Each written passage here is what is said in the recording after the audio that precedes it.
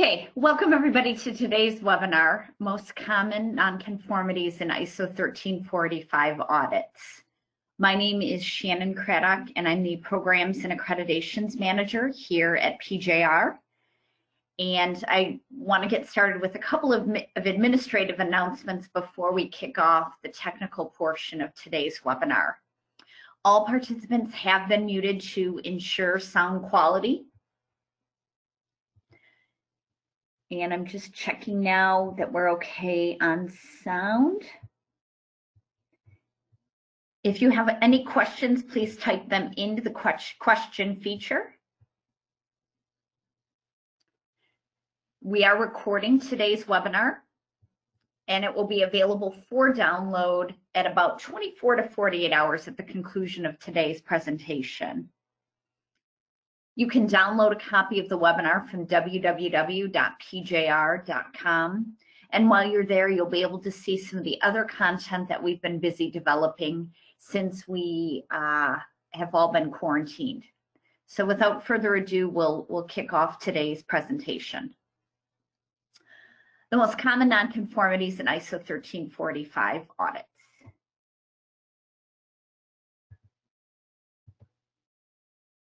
So today we're going to be talking about the scope and importance of ISO 1345 certification. It's going to be increasingly important as a lot of different organizations look to diversify their manufacturing base for medical devices or medical device related services. We'll start with the most common reasons an organization is deemed not ready to proceed after stage 1. And then we'll move to the most common nonconformities written during stage 2, surveillance and recertification audits. Interesting, while you'll see that many of the requirements are unique to the 1345 criteria, many of the common reasons why an organization is getting a nonconformity on one of their audits is rooted in 9001 criteria. So we'll take a look at those. I expect that there'll be plenty of time for Q&A at the end of the session. Again, type your questions into the question feature, including concerns about 1345 audits during the COVID-19 pandemic.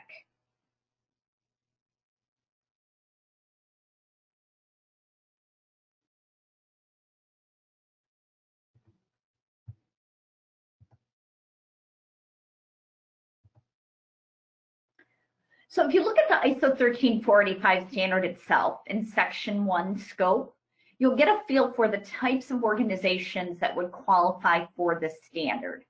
So the standard contains requirements for a QMS where you've got an organization that needs to demonstrate its ability to provide medical devices and related services that consistently meet customer and applicable regulatory requirements. It's applicable to any type of organization in the life cycle of the medical device, including design and development of the device, production, storage and distribution, installation and servicing of the medical device, or design and development or provision of a related service, such as technical support. Standard can also be used by suppliers or external parties that provide product, maybe component parts, including quality management system related services to organizations.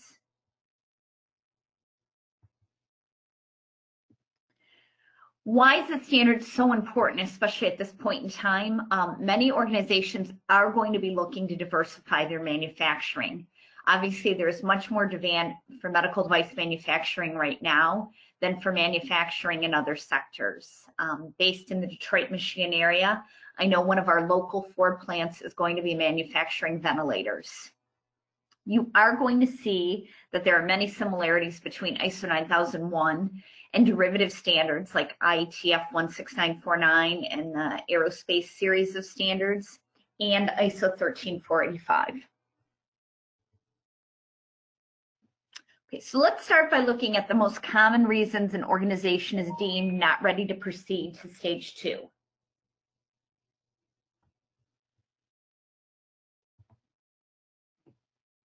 So the first really comes down to poor planning. The time between the stage 1 and the stage 2 is not adequate for the concerns identified. So even if there's very few concerns identified at the stage 1, when the audits were initially scheduled, the organization might have mandated a very aggressive strategy and had only 2 to 3 weeks between the stage 1 and stage 2 audit. This can be mitigated by allowing a minimum of 6 weeks, but typically not more than 90 days between the stage 1 and the stage 2 audit. Keep in mind that there are some instances where, especially during the pandemic, that we're allowing more than 90 days between the stage 1 and the stage 2 audit. So if you had your stage 1 audit maybe early March and you had a stage 2 plan for the end of April, if you request it, we're allowing you to extend your audit scheduling into June, for example, which might exceed the 90-day time limit that we typically try to hold clients to. We'll also talk a little bit about doing audits virtually or parts of audits virtually, which can allow you to move forward with your certification effort, potentially at a big cost savings for you because the auditor won't be traveling the entire duration of the audit.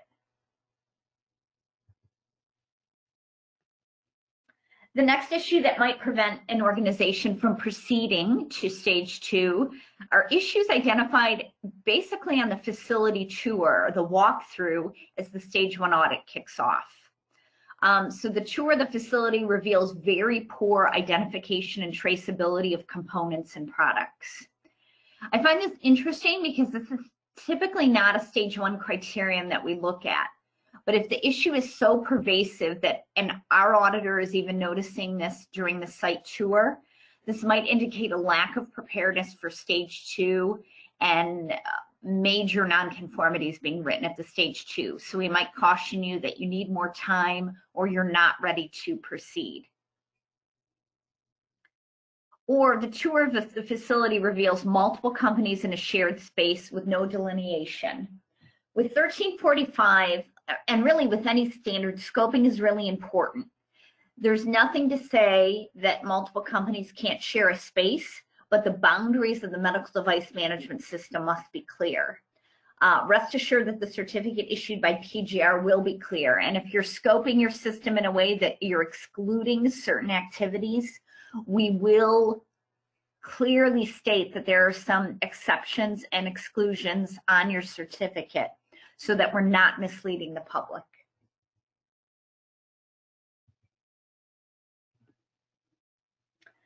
The next I've summarized is not all the management system pillars being in place. So it could be that the organization has not documented all of the required procedures. Now, with the transition from the 2008 to the 2015 version of the ISO 9001 standard, we really went away from a lot of documented procedures. And there's some requirements for documented processes, sure.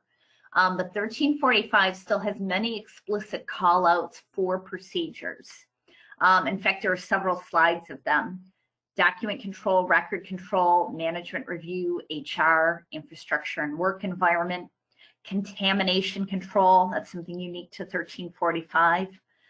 Many requirements for design and development procedures, including transfer and changes and purchasing.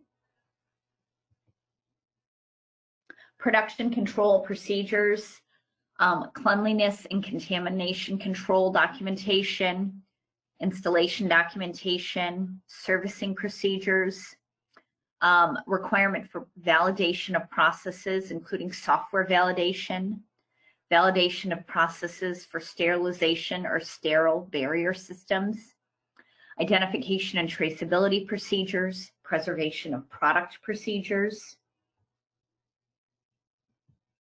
procedures for monitoring measurement equipment, feedback, complaint handling, reporting to regulatory authorities, internal audit, control of non-conforming product, advisory notice issues, rework procedures, analysis of data, and corrective and preventive action. So you'll see preventive action is still a requirement in the 1345 standard.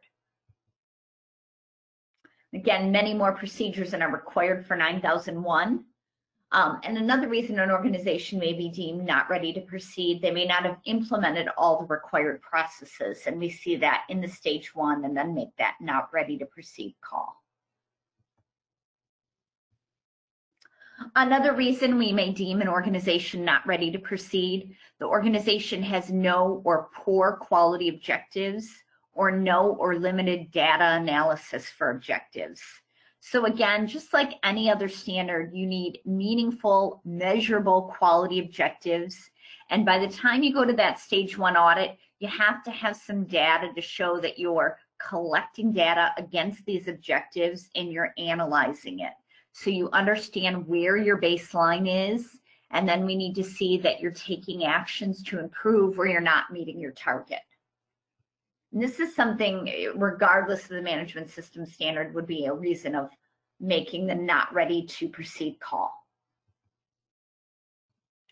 Another reason, lack of commitment. The top management team does not exhibit good commitment, and that's sensed through interview and participation, and the number of tasks yet to be done. This is a sensitive and difficult call to make many times, but it's usually fairly transparent.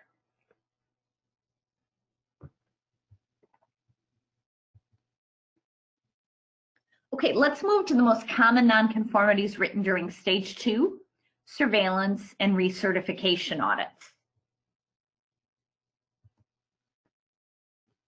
So we're seeing even on clients that transfer to us, or if an organization changes their quality manual, improper scopes as listed in the quality manual, and an organization declaring that something is not applicable when it's not appropriate to declare something not applicable, or we've got a scope that's not clearly defined. We always try to spend a lot of time at the stage 1 making sure we've got a clearly and appropriately defined scope, the boundaries are acceptable, and that any non-applicables that are declared by the organization are appropriate and justifiable. Another common nonconformity relates to regulatory requirements. In the United States, this is the 21 CFR Part 820. An organization, every organization that's pursuing 1345 needs to identify, implement, and maintain applicable requirements. It is not appropriate to say, we're just making a component. We're just providing a service. We aren't the legal manufacturer of the device. We don't hold the device license. We don't need to follow 21 CFR Part 820. That's a fast track to a nonconformity. You need to go through that set of requirements and figure out which requirements pertain to you, and then make sure you implement them in your system and that they're maintained throughout your organization. Again, these regulatory requirements are applicable for component and contract manufacturers.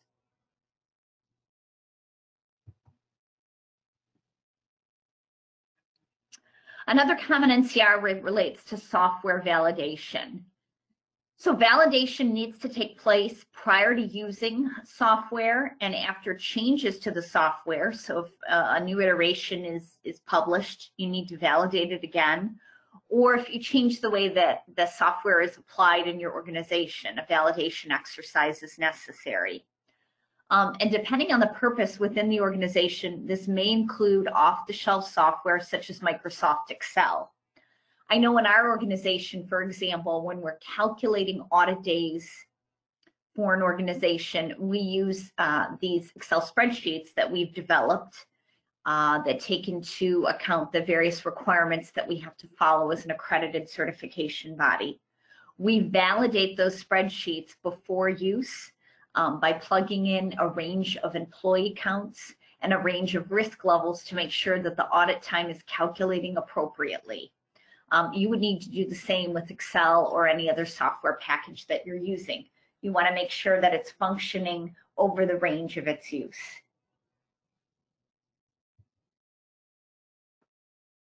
Purchasing. Supplier control is not based on risk. So you need to develop criteria for the evaluation and selection of suppliers. Obviously, some of your suppliers are going to be riskier than others. based on the component or service that they're providing relative to the medical device. So the criteria need to reflect that. They need to be more stringent, more discriminating. Your evaluations may need to be more frequent with those types of suppliers. Again, you've got a finite amount of resources to use when you're evaluating initially and reevaluating your suppliers. Spend the most time on those suppliers that are most critical to the medical device.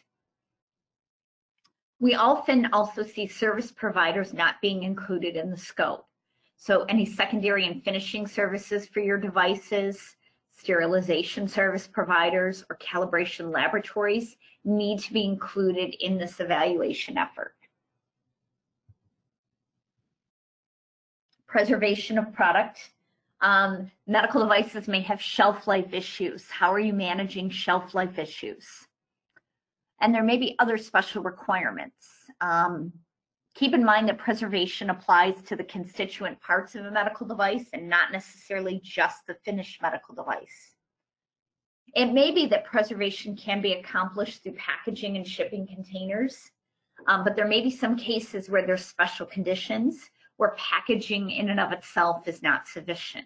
And in that case, the organization has to document requirements for these special conditions. They need to be controlled and recorded.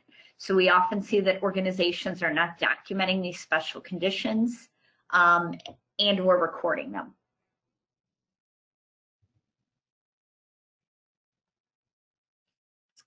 We often see nonconformities related to identification and traceability in production.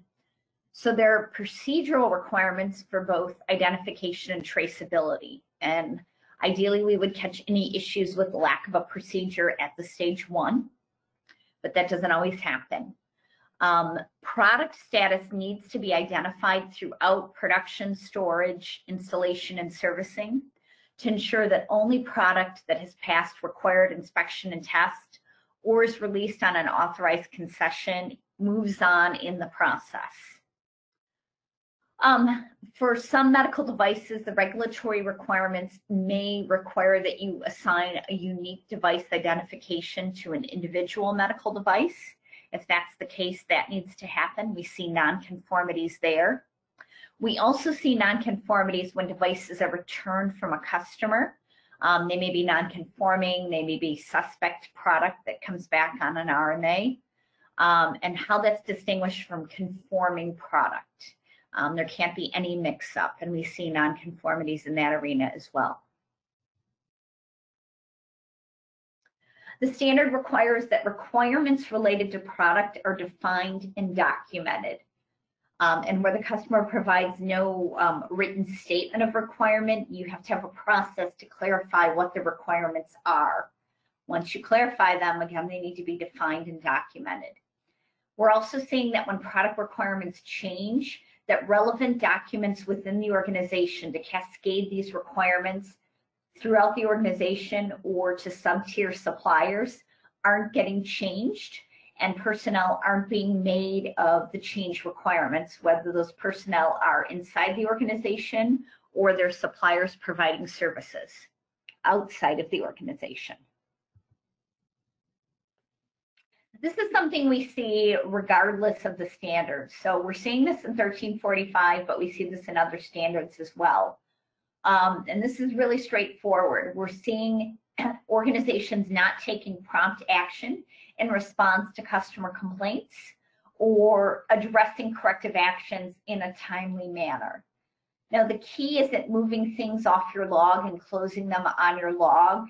That what we're really looking for here, folks, is making sure that you're starting your investigation promptly and containing the situation, and then doing your root cause analysis. Once you do your root cause analysis, it's fine if the corrective action takes some time to implement. We're not asking you to rush that closure, but we are asking you to launch that investigation quickly, put in a containment to stop the bleeding, and do your root cause analysis, and then work on the corrective action. The amount of time that elapses before you close that corrective action should really be commensurate with the type of corrective actions that are required. We have a webinar on root cause and corrective action. If you haven't already listened to that, I'm sure we'll be repeating that in the near future while everybody is quarantined at home. So an additional learning opportunity for you. But again, this is very basic, promptly addressing customer complaints and corrective actions. And we're seeing document control issues. The issues are fairly similar to what we're seeing in ISO 9001. We're seeing documents on the floor that aren't controlled and no indication as to their revision status or whether or not they've been approved by the appropriate authority. So that concludes the section related to nonconformities on stage 2 surveillance and recertification audits. Let's chat for a few minutes about conducting audits during the COVID-19 pandemic. We have the option, if you're just getting started in the process, of conducting your stage 1 virtually with some exceptions, and those are high-risk medical devices. So if you are outside of the United States and your GHTF class C or D, or in the United States, a higher class like a class 3 or above medical device, we may not be able to do your stage 1 virtually. But if you're the legal manufacturer of a lower risk device, or you're making a component or providing a service, we may in fact be able to do your stage 1 audit virtually. If you're already certified, we can do portions of your surveillance and recertification audits virtually. So let's say you had your stage 2 last year and you're due for a surveillance. We may try to rearrange your audit program. So we're looking at more of the administrative elements in this calendar year 2020 and more of the manufacturing and process control type elements in 2021, if at all possible.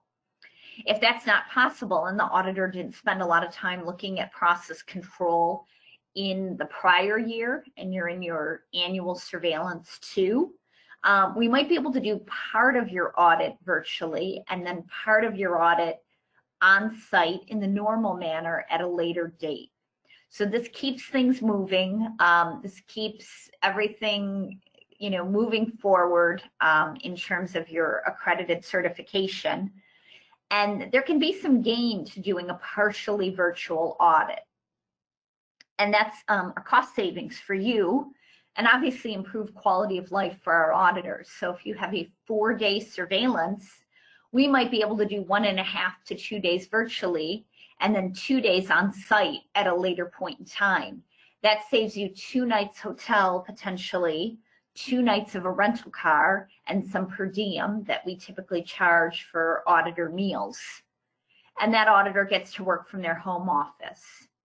We typically use a platform such as GoToMeeting or Zoom.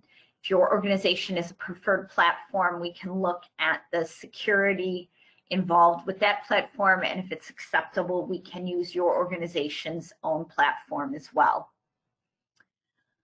Entirely virtually audits post-pandemic are unlikely.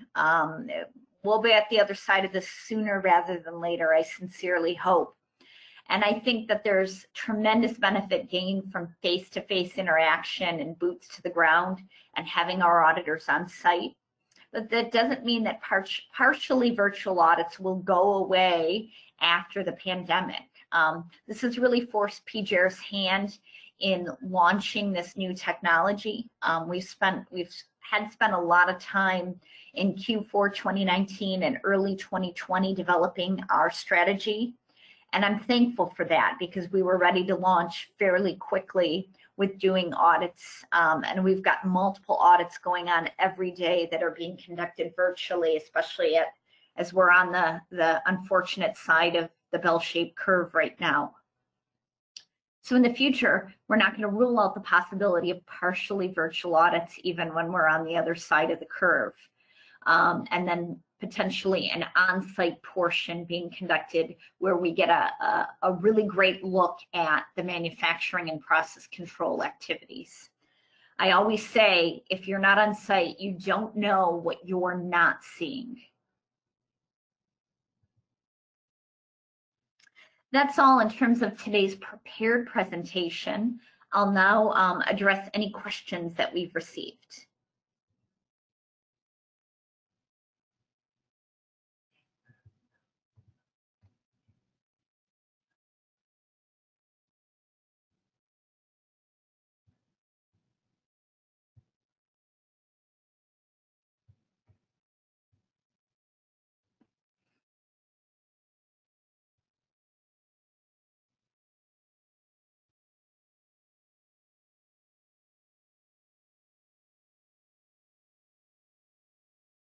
Again, folks, I apologize for the technical difficulties at the beginning of today's call. We're just kind of working through these webinars as I work from my home office.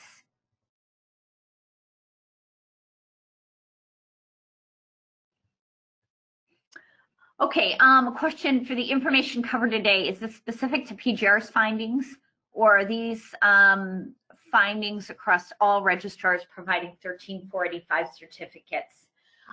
Lindsay, this relates to our own data mining here at PJR.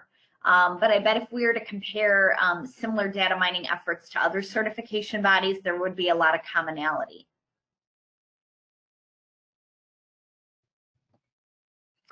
Great question from Elderson. Where exactly on 21 CFR does it state that contract manufacturers are obliged to follow this regulation?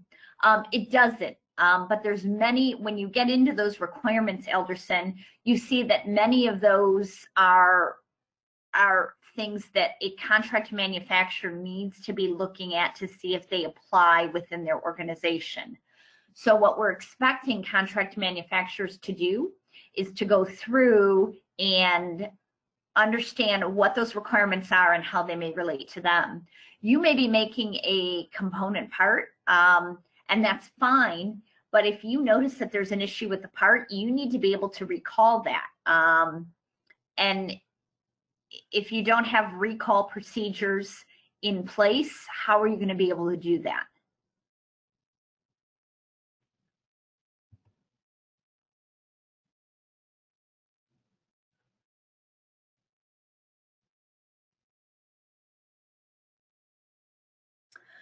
Getting a question from Maddie. You talked about software validation and when you would validate an off-the-shelf software such as Excel.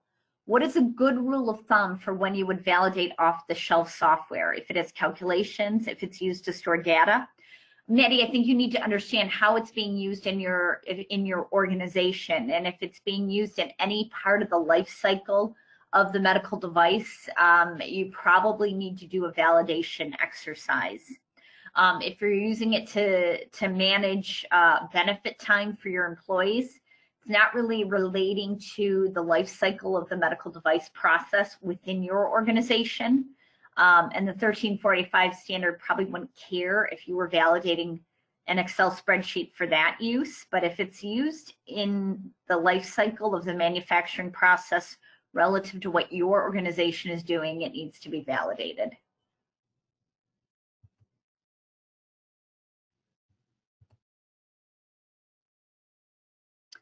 James is asking, making a statement. He's new to auditing 1345. He's been auditing AS 9100 for years. What's the best way to start? James, I'm not sure if you want to clarify your question if you're looking to become a 1345 auditor. The IAF mandatory document 9, which can be downloaded from www.iaf.nu. It's a Swiss site. It stipulates requirements for third-party auditors.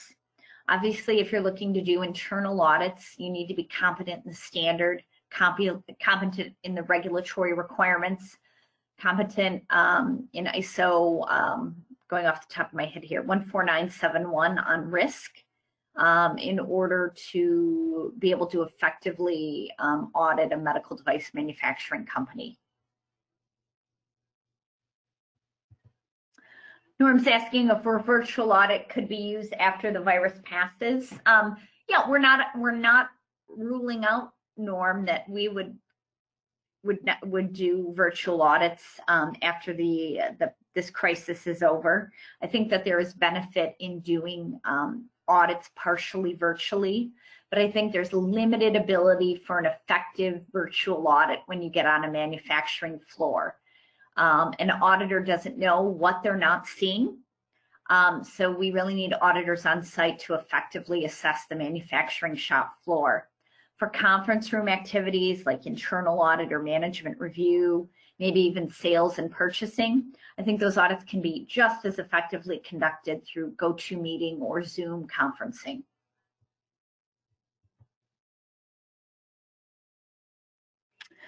In vitro diagnostic devices, good to go for desktop, not necessarily entirely desktop.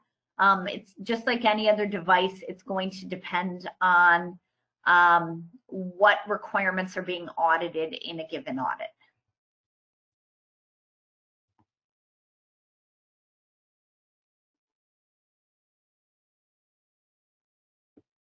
Angel is asking what specifically is audited in the admin virtual audit. Really anything that's desktop in nature. So if we can audit internal audit and management review, I think that's something that could be easily done.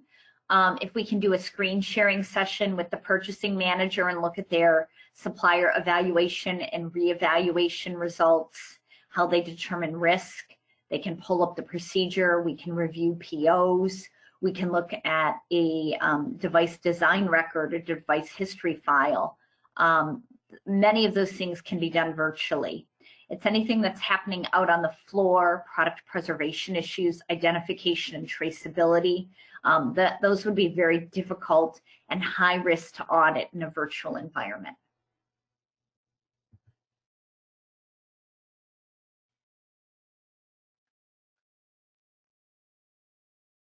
Jacob's asking if ISO 13485 certification is required for storage for logistics of FDA registered product.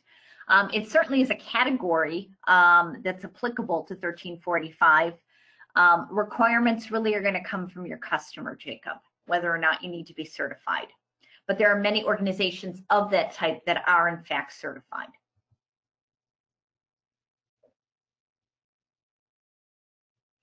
How does one know if parts require a unique identification number or not? Again, James, that's going to come from regulatory requirements or be flowed down by your customer.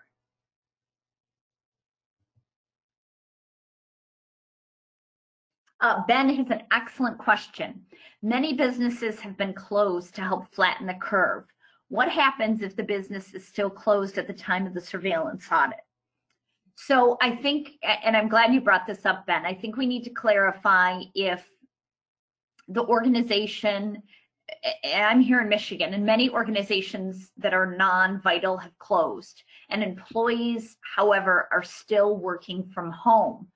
So if you have a number of employees in your organization still working from home, very likely your admin and executive folks, there's no reason that we still can't proceed with that surveillance audit and tick some of the boxes. We can audit purchasing if your purchasing team is working from home, sales, and documentation of requirements. You can talk to your design engineers. We can talk to the person that is in charge of the system and look at internal audit, management review, complaints, corrective actions. And then when your business opens again, we can come back on site and look at the manufacturing and the process control, identification and traceability, and preservation of product. Logistically, how will this work? It may mean that we start the audit with the management representative or equivalent. We start looking at internal audits and management review.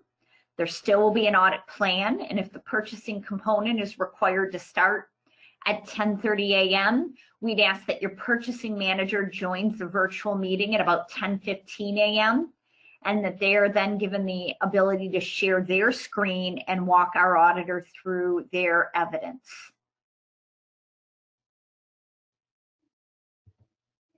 I have a question from, it looks like Jazz. Is PGR eligible to issue accredited ISO 13485? Absolutely, we are. We're accredited by ANAB in the United States.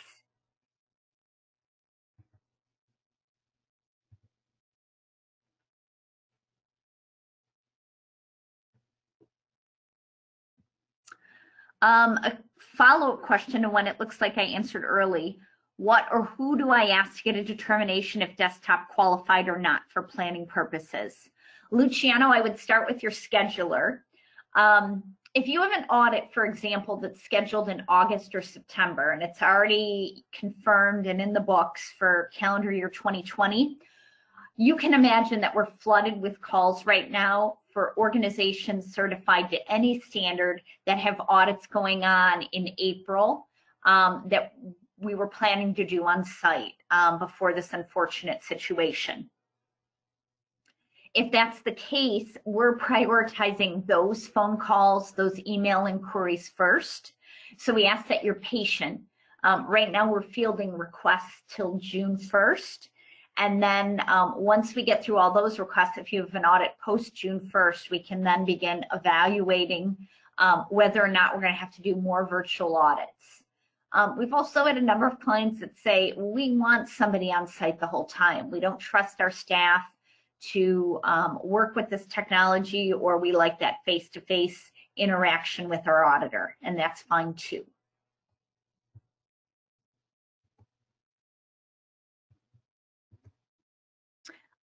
James, we don't currently have webinars on ISO 14971, but certainly something we can look at doing.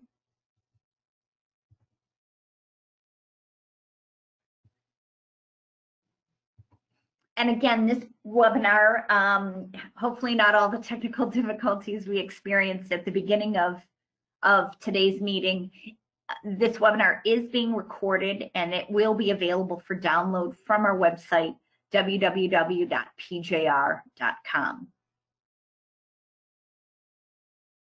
Can a contract manufacturer be subject to an FDA audit? Yeah, potentially a contract manufacturer could be subject to an FDA audit, Elderson.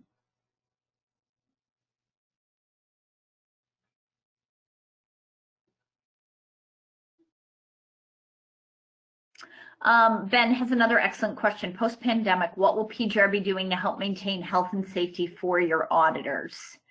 Well, we're doing all we can.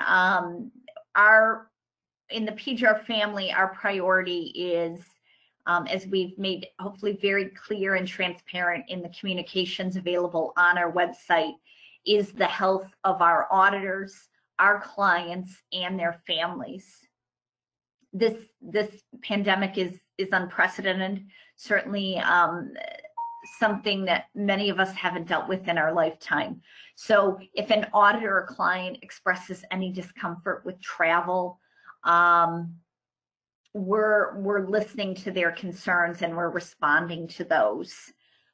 We do have some questions in some very limited areas where both the customer and auditor still feel comfortable with an on-site audit, and those are becoming increasingly rare. But as we get on the other side of the curve, they may become more common to ask where the auditor has traveled and where the organization's employees have traveled, so that everybody can make an informed decision about whether the auditor we're sending on site is fit and appropriate for that particular client at the particular time.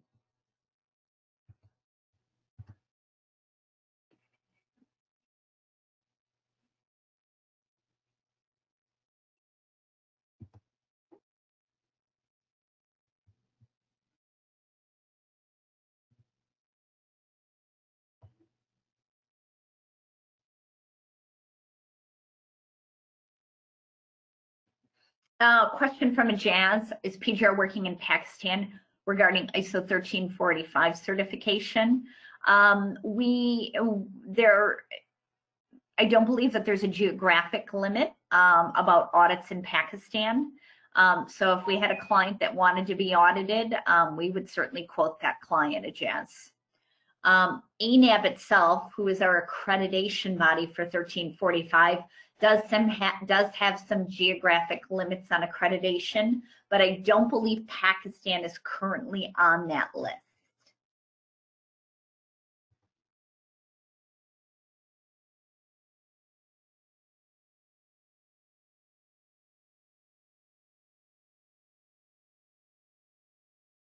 We'll wait just a couple more minutes to see if there's any other questions.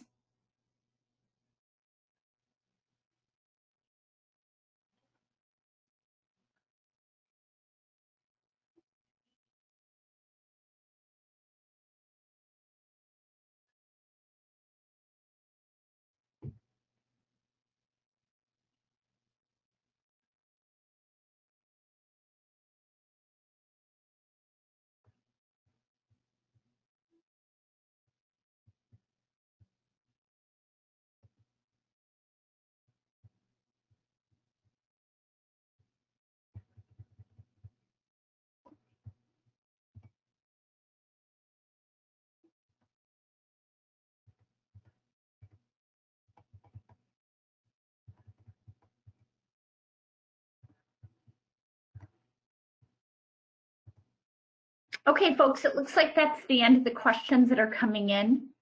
I want to thank you. Oh, we've got one more.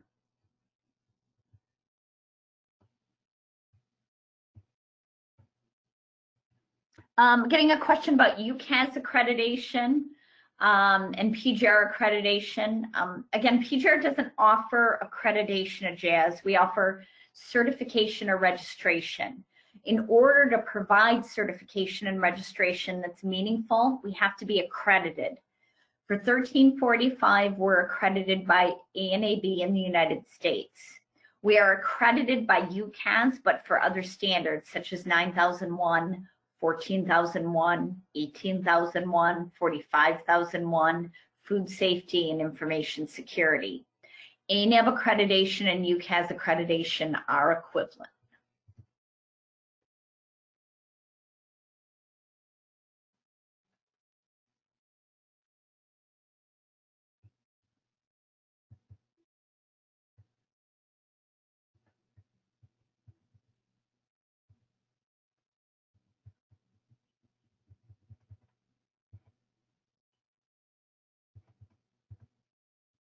Getting clarification on a response that I provided earlier. Somebody had asked if contract manufacturers could be audited by the FDA. I had said yes, that they certainly could potentially be audited by the FDA.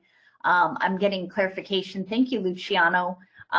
They worked in a contract manufacturer and they were audited by a number of international regulators, South Korea, Japan, etc. And they were just a contract manufacturer. They did not hold the device license. James, there is not a centralized database for 1345 certified organizations like the OASIS database for AS 9100, 9120, or 9110. Unfortunately not.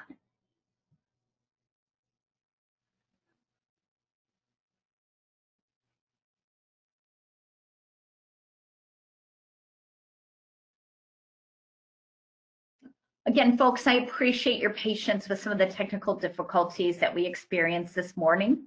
I know even in quarantine, your time is very valuable. So thank you for being patient and bearing with us as we work through some of the technical difficulties that always present themselves in the 11th hour as we work from home, and my valuable folks that are helping to make these webinars a success are working from home. We're trying to correspond and make these as efficient and effective as possible, and we always try to launch on time. Again, this webinar will be available for download at www.pjr.com. And while you're there, please check out some of the other topics that we're going to be presenting in the near future. We've got a number of them that are specific to virtual audits and how those will work logistically. So if you have a virtual audit coming up, I strongly encourage you to attend a live webinar or listen to the recorded presentation. Those are really important and can help you prepare and ensure success as those virtual audits kick off. Thank you, and I wish everybody and your families health and happiness, and let's all be patient and kind to each other as we work to get to the other side of the curve. Thank you very much.